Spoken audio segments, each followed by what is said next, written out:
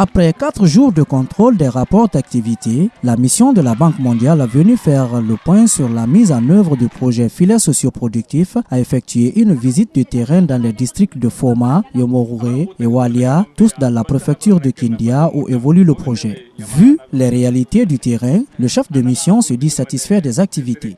Et ici, effectivement, on a vu que tout ce qui était prévu et qui est discuté dans les rapports s'effectue dans la réalité aussi. Les populations qui sont très satisfaites par le mécanisme de transfert monétaire qu'on a mis en place et aussi ils sont satisfaits des formations qu'ils reçoivent.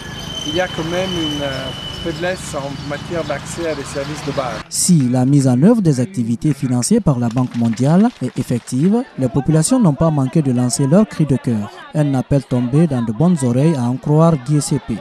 C'est pour ça qu'il faudra discuter comment répondre à ce genre de besoins.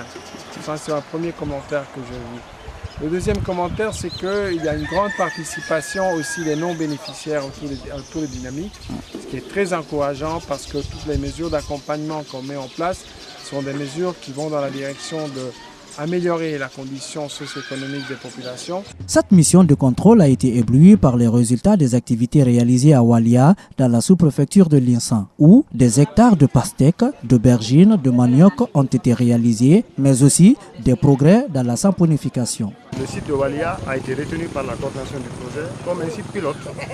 Nous allons essayer ici de compléter tout le dispositif d'accompagnement des filets sociaux. Car au-delà des transferts, comme je le disais, au-delà de la formation, au-delà de les mettre en groupement, nous allons leur apporter des capitaux, nous allons les mettre en réseau avec des acteurs capables de soutenir cet effort qui a été exprimé par la population de... Quant aux pères éducateurs déployés par le projet, la coordination se dit également satisfaite de leurs prestations.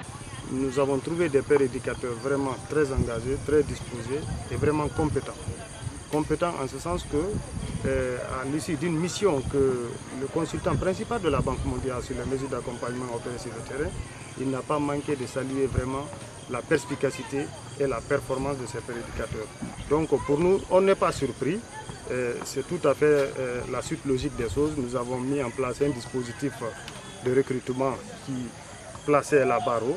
En plus du transfert monétaire et des travaux à haute intensité de main-d'œuvre, la finalité est la constitution des groupements dynamiques en vue de sortir les populations de la pauvreté. Une ambition qui se traduit par une subvention financière des groupements à hauteur de 10 millions de francs guinéens qui se payent de façon graduelle.